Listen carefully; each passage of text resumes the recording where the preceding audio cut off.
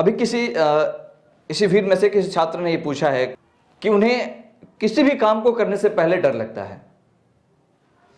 इसका सीधा साफ साफ उदाहरण यह है कि दुनिया का हर काम या जिस काम को आप पहली बार करते हैं ना, उस काम को करने में डर लगता है।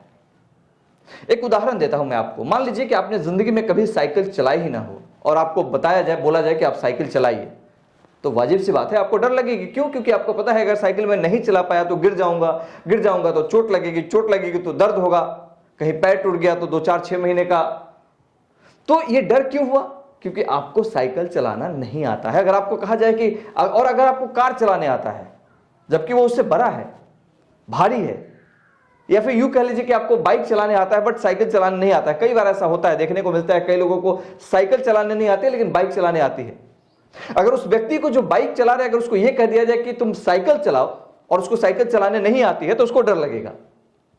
उसको लगेगा कि यार ये काम मेरे लिए मुश्किल है, कहीं गिर गया, साइकिल का इतना पतला चक्का है, अगर मैं कहीं गिर गया तो पता नहीं मेरे हाथ पैर टूट जाएंगे, इसलिए डर उसको लग रहा है।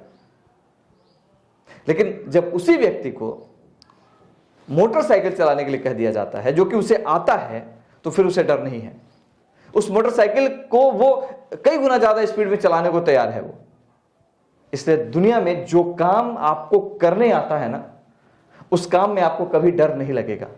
और अगर आपकी बीमारी यह है कि जो काम आपको आता भी है उसको करने में भी डर लगता है, इसका मतलब है कि आप वहम के शिकार हैं, आप ओवर थिंकर हैं, आप ज्यादा सोच लेते हैं, आप पहले ही चीजों को आकलन कर लेते हैं, भांप लेते हैं कि ऐसा ही होगा। और जिन लोगों के दिमाग में, जिन लोगों के विचार में हमेशा ऐसा चलता है कि हर चीज में डर लगता है, मैं फिर कह रहा हूं कि वो वहम के शिकार हैं और उनके अपने वहम की इलाज करानी पड़ेगी। और इसका सिंपल तरीका है कि अपने ओवर थिंकिंग को कम कर दीजिए और जो हो रहा है उसको होने दीजिए, जो चल रहा है उसको चलने दीजिए। जो मौका आपको मिला है, जो काम आपको मिला है, बस आप उस काम को करते जाइए, बस इतनी सी बात है। फिर देखिए कि आपको डर नहीं लगेगा। वरना जो काम आपको नहीं आता है उसको करने में अगर डर लग रहा है तो कोई बुरी बात नहीं, बस सीख लीजिए ना उस काम को। हो सकता है कि उस काम को सीखने में थोड़ा वक्त लगे, लेकिन काम भी नहीं सीखेंगे, प्रैक्टिस भी नहीं करेंगे, कोशिश भी नहीं करेंगे और डर भी लग रहा है, ये सब कुछ आप ही कहेंगे, तो फिर तो दुनिया आसान हो जाती, फिर सब लोग बिना डर के ही कुछ भी कर लेते। ये अच्छी बात है कि डर है कि आपसे नहीं हो पाएगा, इसलिए आप उसको काम को करना चाहते हैं ताकि कल आपसे वो काम हो जाए। कोई सवाल अगर आपसे सॉल्व नहीं हो रहा है, ये अच्छी बात है, लेकिन उससे अच्छी बात यह है कि आप उस सवाल को बनाने की दिशा में कोशिश कर रहे हैं, उसके प्रोसेस को समझ रहे हैं, उसके फॉर्मूले को समझ रहे हैं। और जब आपको वो फॉर्मूला, वो प्रोसेस आपको पता चल जाता है और जब आप उस सवाल का हल ढूंढ लेते हैं, तो फिर आपको पता चल जाता है कि हां, मैं ये कर लिया हूं। और अब उसी सवाल को दोबारा अगर आपसे पूछा जाएगा तो आपको डर नहीं लगेगा।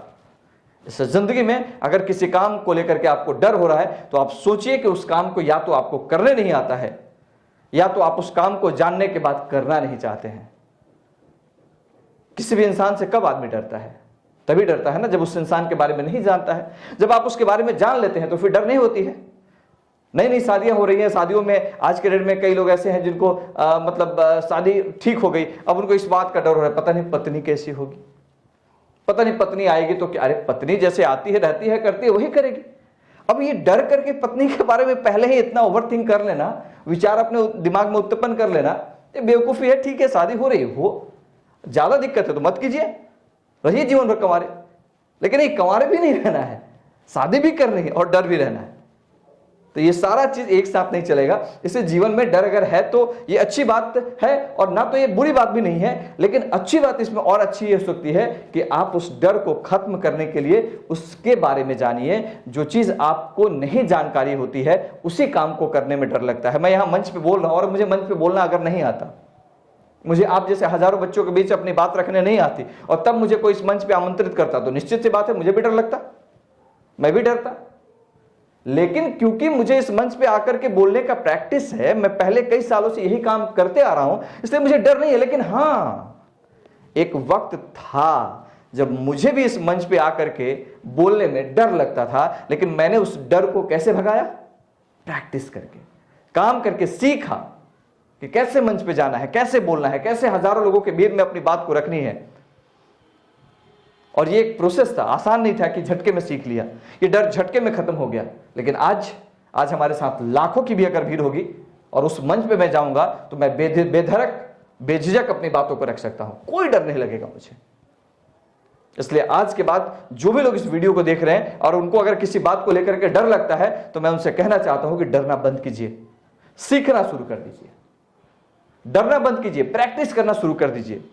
जिस काम में आपको डर लग रहा है, ये समझ लीजिए कि या तो वो काम आपको नहीं आ रहा है इसलिए आप उस काम को लेकर के डर रहे हैं। अगर गाड़ी चलाने नहीं आ रही इसलिए आपको डर है, जिस दिन गाड़ी चलाना सीख जाएंगे आपका डर खत्म हो जाएगा। जब आपको साइकिल चलाने में डर लग रहा है, आपको साइकिल चलाना आ जाएगा, आप डर खत्म हो। जब आपको गाड़ी चलाने नहीं आती थी, कार चलाने नहीं आता है, तो आपको डर लग रहा है, जिस दिन आप कार चलाना सीख जाएंगे आपका डर खत्म हो जाएगा। उसी तरीके से किसी परीक्षा में, किसी एग्जाम के बारे में आप डर रहे हैं कि पता नहीं हम उसमें पास हो पाएंगे कि नहीं हो पाएंगे, तो एक बार उस एग्जाम की तैयारी में आने वाले सभी सवालों को, उन सभी किताबों को पढ़ डालिए ना।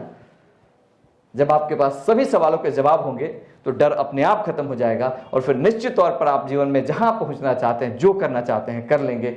यही परिभाषा है डर की।